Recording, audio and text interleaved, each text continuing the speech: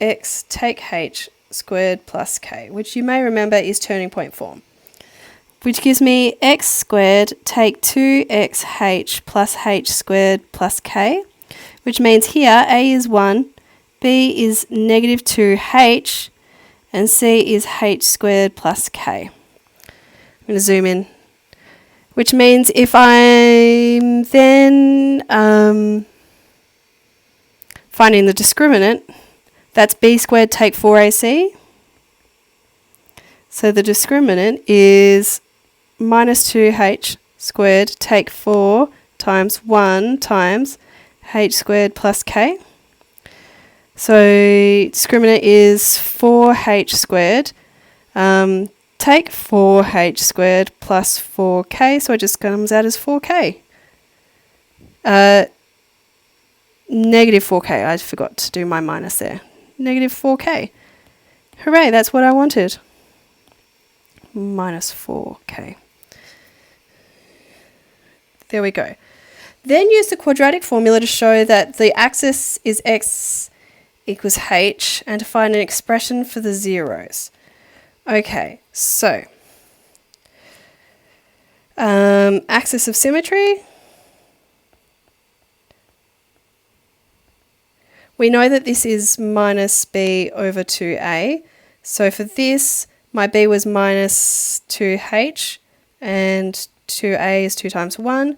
So I've got 2h over 2, which is just h, which we kind of already knew. And now let's find the zeros. We use the quadratic formula, x equals minus b plus minus the square root of b squared take 4ac all over 2a. So we've got minus negative 2h plus minus the square root of negative 2h squared take 4 times 1 times h squared plus k. Let's keep the square root going. All over 2 times 1. So minus negative 2h is 2h plus minus the square root of, well, this is 4h squared take 4h squared take 4k all over 2. Oh, this is interesting. So we've got 2h plus minus the square root of negative 4k all over 2. Now, if we can assume k is less than 0, which means negative 4 times the negative comes out as positive, then we can continue. X equals 2h plus minus, that 4 can come out, so we've got 2 root negative k over 2. Divide everything by 2, we get x equals h plus minus the square root of negative k. That's it. That's not very nice. Okay, now let's have a look at 12b. So for 12b, we've got f of x is x take alpha, x take beta. So let's expand this and then find the discriminant. So we've got first times the first, first times the second, second times the first, second times the second. We get x squared, take x times beta, take alpha x plus alpha beta. I'm just going to reorganize this as x squared, take, and then in front of x we're going to have beta plus alpha beta. So here my a is 1, my b is negative beta plus alpha, and my c is alpha times beta. Okay.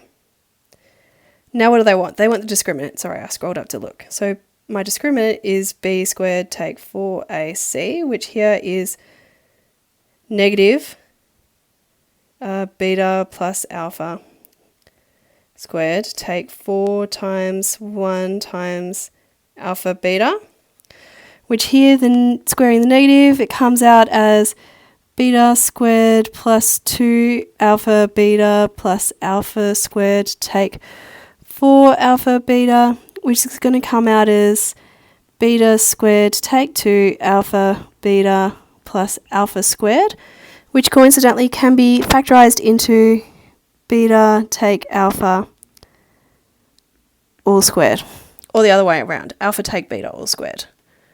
I'll rewrite that, or alpha take beta all squared. Hooray,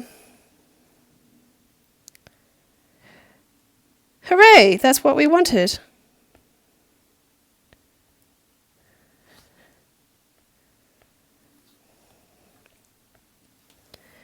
Hence show that the zeros are x equals alpha and x equals beta as expected. Okay.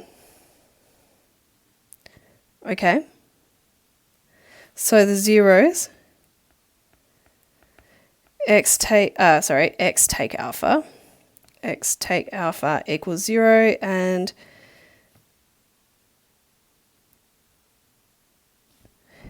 x take beta equals 0, so x equals alpha and x equals beta. I don't know why they had to show that, but the axis of symmetry is x equals minus b over 2a. Here, that gives us minus beta plus alpha all over 2 times 1, which means I get beta plus alpha over 2, which is, let's have a look at the question. Hooray, that's what I wanted. Now let's sub this in to find the y-coordinate. Y equals x take alpha. Well, x is beta plus alpha, so beta plus alpha over 2. Take alpha, beta plus alpha over 2, take beta. Let's expand this. So we've got first times first, first times second, second times first, second times second. So we're going to end up with beta plus alpha. I just prefer to write alpha plus beta over 2 squared because it times itself. Take beta times this, beta plus alpha. I'm going to rewrite that the other way around. Alpha plus beta over 2. Take alpha times this, alpha plus beta over 2. Plus alpha beta equals, so we're going to get this alpha plus beta squared over 4. Take alpha plus beta over 2, alpha plus beta plus alpha beta. I'm going to put everything over 4, so I'm going to end up with alpha plus beta squared over 4, take 2 lots of alpha plus beta, so I'm timesing the tops of those, over 4 plus 4 alpha beta over 4. So this is all over 4. So I get alpha plus beta squared, take 2 lots of alpha plus beta squared plus 4 alpha beta, which gives me